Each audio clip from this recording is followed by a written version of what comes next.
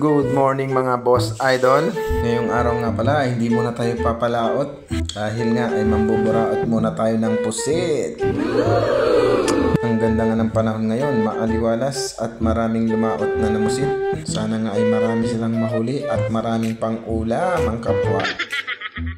Diyan nga ay namulot muna tayo ng mga basura at susunugin natin mamaya-maya. Kasi nga ay ang daming nagtatapon ng basura dito sa tabing dagat. Sino nga ba mga yun? Kasama ko ngang namulot yan yung mga alaga kong aso. Mabuti pa yung mga aso. At dyan nga ay pupuntahan ko sana ang kadarating. Kaso sobrang dami na nila. Sila nga pala ang tinatawag na mga boy sabat. Kaya kay Boss Jobert na lang ako sumalubong. Pati nga si Impoy ay nagbuhat na rin, kasama niya si kuya niya Jose. Wala nga daw siyang nakuha dyan kaya umalis na lang kami. Dito nga ay nakaabang na rin ang magpinsang si Janry at saka si Jibong. Maaga nga silang nabatak sa trabaho kaya hindi na lumaki. Dito nga ay tumulong na tayong magbuhat, baka sakali meron. 10% persa nga lang ginamit ko dyan, baka kasi marami pang susunod na bubuhatin. Akala ko nga si Janry nagbubuhat pero nagpapabigat lang pala dyan. Siyempre nga hindi muna tayo aalis, baka sakaling mabigyan tayo ng biyaya. May nakuha nga si Uncle dito, 20 kilos.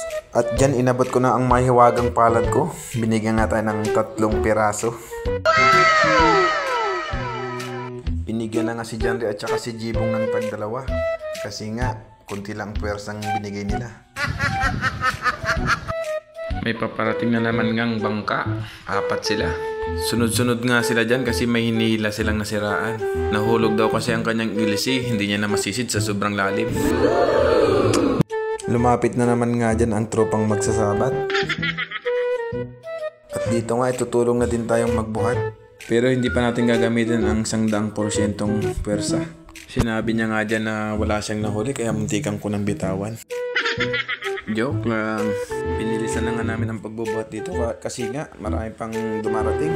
At dilipat na nga kami sa kabilang bangka. Dito baka sakaling meron na naman. Yung kumpare ko nga pala ang lumaot dito. Siyempre, kumpare, sigurado yan may biyaya. At dyan nga, kunwari pumipersa ako pero hindi ako nabubuhat dyan.